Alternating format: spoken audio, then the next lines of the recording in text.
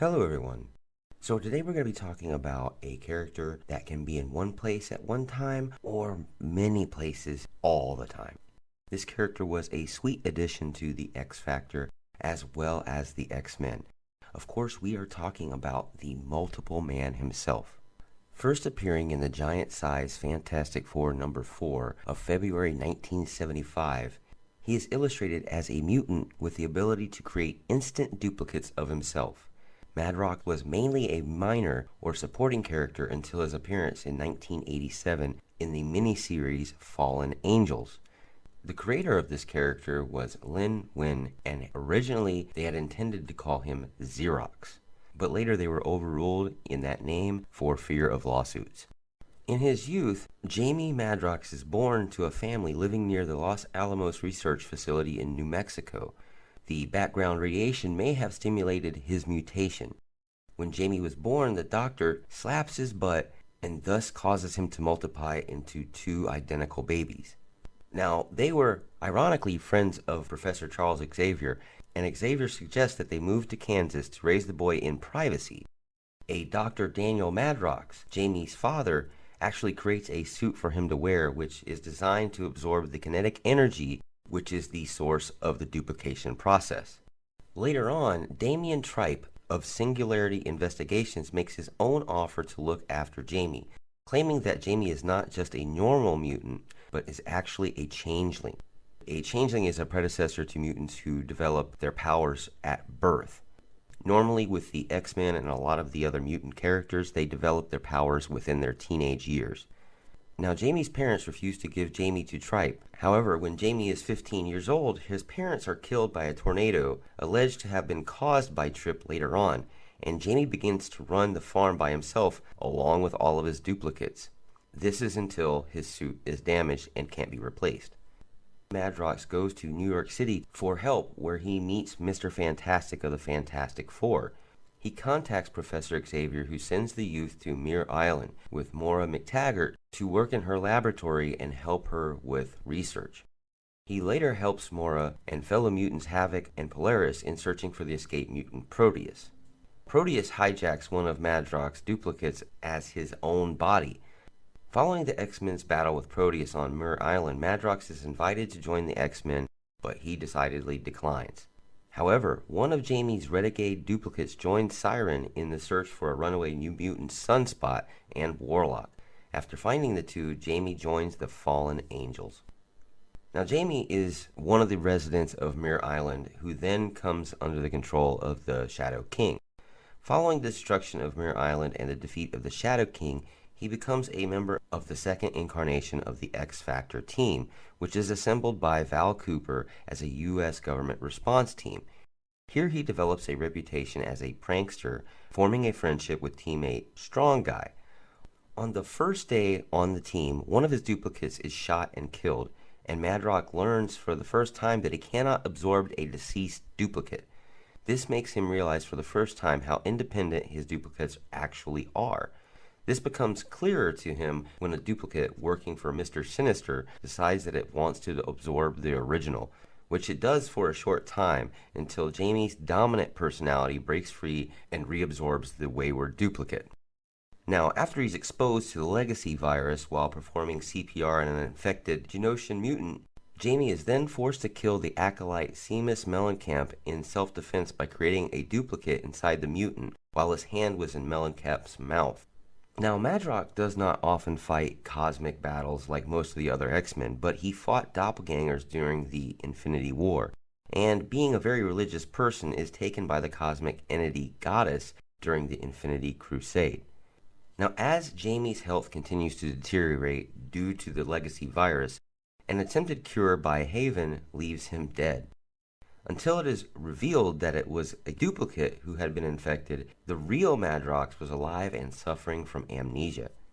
He then serves as a majority staff for Banshee's X-Corp, using his duplication powers. Banshee hires ex-criminals to police other mutants, but things get bad when Mystique goes on a murderous rampage and has Mastermind's daughter mind control them. Now, the X-Men manage to defeat the Renegade X-Corp members, but he transfers to one of Xavier's official non-X-Men mutant teams, the Paris X Corporation. Now, after the fall of the X Corporation, Jamie begins working as a private detective in the mutant town area of New York, along with the former X Factor teammates Wolfbane and Strong Guy. While passing the time, Madrox has been sending out his duplicates to lead lives of their own. Among these duplicates are a Shaolin monk and an Olympic gymnast.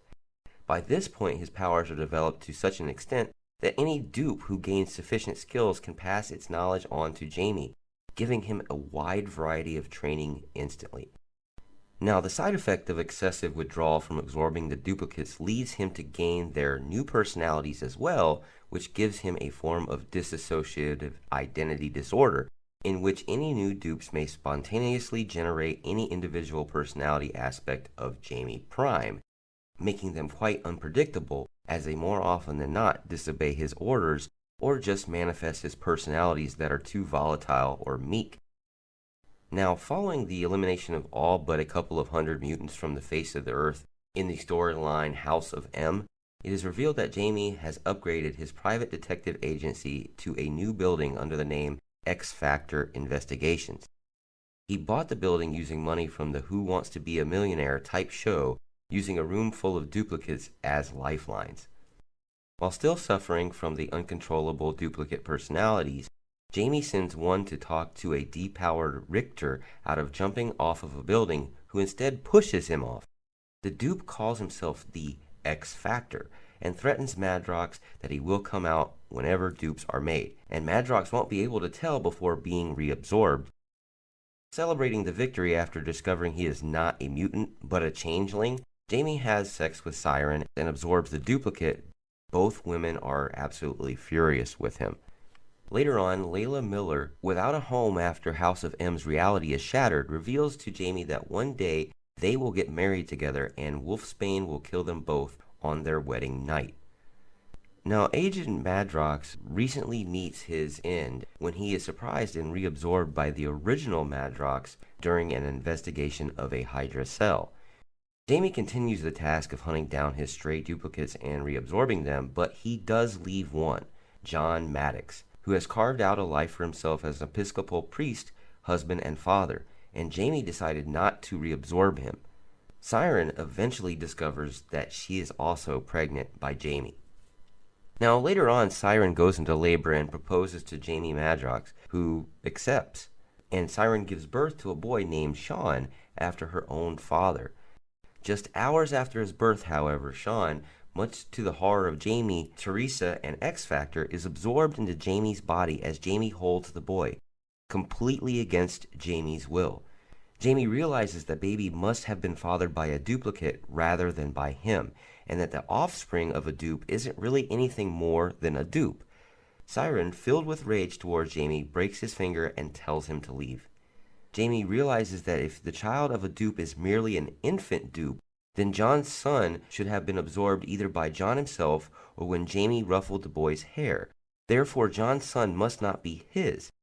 John admits that he already knows that his wife had an affair, and Jamie reveals that he plans suicide over the grief caused by Sean, but is prevented by a holographic projection of adult Layla Miller, who takes him into the future. Now, when Jamie is transported into the future, he stumbles upon the midst of the Summers Rebellion, where mutants rise up against Sentinels and human oppressors, which is led by Ruby Summers, the daughter of Cyclops, and Emma Frost. Now, Cyclops talks to Jamie and tells him that he needs to find out why some of the mutants are winking right out of existence. The group visits an aging senile Dr. Doom, who says Layla told him in the past that he'd have to instruct Jamie and her on something in the future, and this is now. Now, how this duplicate traveled from the alternate future he was sent to, Earth 1191, remains a mystery.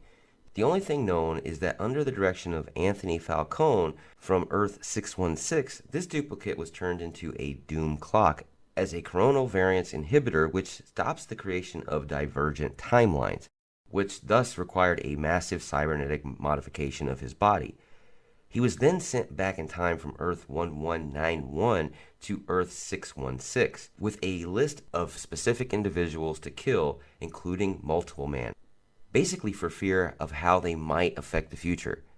During the 2010 Chaos War storyline, Multiple Man is among the heroes that Hercules assembles to help combat the forces of Amatsu Makaboshi.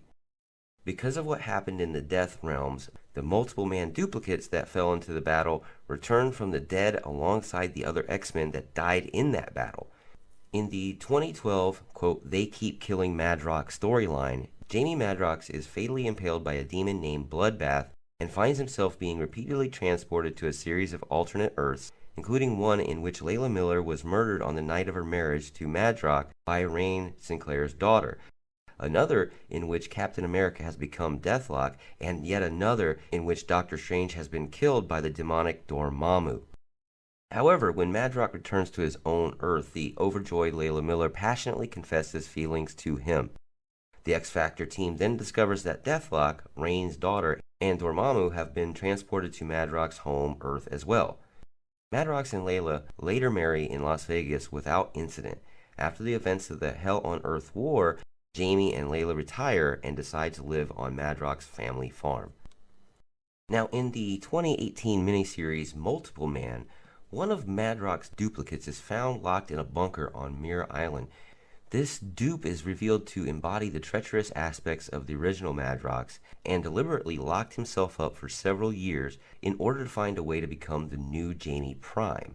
However, the test revealed that he was also inflicted with the Mpox, and the duplicate convinces Beast to create a serum that would allow him to become the new Prime.